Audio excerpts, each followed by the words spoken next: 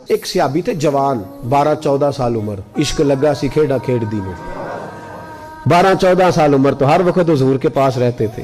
صحابہ کہتے ہیں ہم نے سوچا ہر وقت ہی رہتا ہے۔ ایک دن نبی پاک صلی اللہ علیہ وسلم نے کہا ان کو ذرا بتاؤں تو صحیح ہے مجھ سے پیار کتنا کرتا ہے۔ صحابہ کو تجربہ کرانے کے لیے حضور نے اس سے کہا مجھ سے پیار کرتے ہو؟ اس نے کہا بھی باپ کو پتہ ہی ہے سارا۔ تو حضور نے فرمایا جاؤ اپنے باپ کی گردن کاٹ کے لاؤ۔ کس کی؟ اوکھا جے بابا کام، ہاں اپنے باپ کی گردن کاٹ کے لاؤ۔ 12-14 سال عمر، چھلانگ لگائی۔ مسجد نبوی کے دروازے پر مولا علی شیر خدا کھڑے تھے، ان کی گردن میں تیر کمان تلوار تھی، کھینچی تلوار، اور جب دوڑے نا جذبات میں تو حضور نے فرمایا اسے پکڑ لاؤ، اس نے سچ مچ کاٹ کے لے آنی ہے، لے آؤ پکڑ کے۔ عاشق نزاکت جانتے ہیں۔ حضرت طلحہ بن برا بیمار ہو گئے، بیمار، دن میں 2 دفعہ میرے نبی تیمارداری کرنے جاتے، 2 دفعہ۔ اللہ کرے وہ بیماری میں ہی آ جائے۔ چر ہویا میں نے ترلے لیندیاں، کدی موڑ میرے ول واگاں، خواب میری وچ ایک وار جہاں میں ساری عمر نہ جاگاں۔ نبی پاک صلی اللہ علیہ وسلم 2 دفعہ تیمارداری کرنے جاتے، 2 دفعہ دن، 2 دفعہ حضور پتہ لے۔ ایک دن حضور شام کو گئے، ان کا ماتھا چوما تو حضور کی آنکھوں میں آنسو آ گئے۔ پھر میرے حبیب پاک نے ان کے والد کو کونے میں بلایا، کوئی بات کہی، باپ بھی رونے لگے۔ حضور نے پھر پیار کیا، چلے گئے۔ حضرت طلحہ اپنے ابا جی سے کہنے لگے حضور کیا کہہ کے گئے ہیں؟ کہا بیٹے کچھ نہیں۔ کہا نہیں مجھے بتائیں، کچھ نہیں، رشتہ ہی بڑا نازک، نہیں بتائیں۔ تو باپ نے سر پہ ہاتھ رکھا، کہا حضور کہہ گئے ہیں تو آج شام کو فوت ہو جائے گا، اور جب حضور نے کہا جب اس کا انتقال ہو جائے تو مجھے خبر کرنا۔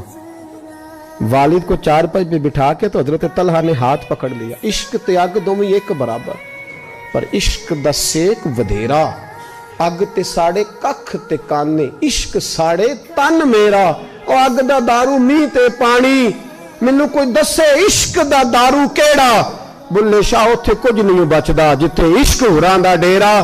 ہاتھ پکڑا باپ کا اور کہنے لگے ابا جی ایک وعدہ کرو، رات کو جب میں فوت ہو جاؤں تو نبی پاک کو اطلاع نہیں دینی، خبر۔ کہا بیٹے حضور کہہ گئے ہیں دینی ہے، تو کہتا نہیں دینی، کیوں؟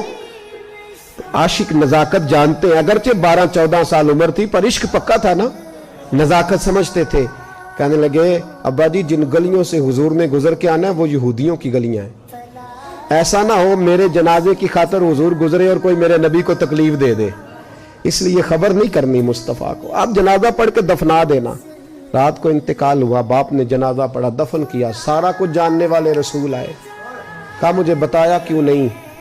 عرض کی محبوبہ، کہتا تھا حضور کو تکلیف نہیں دینی، میری ذات کی خاطر تکلیف نہ دینا، نہ کوئی یہودی تکلیف نہ پہنچا دے، گلیاں یہودیوں کی ہیں، قربان جائیں ساری دنیا روضہ رسول پہ، اور میرے رسول نے فرمایا مجھے بتاؤ اس کی قبر کہاں ہے؟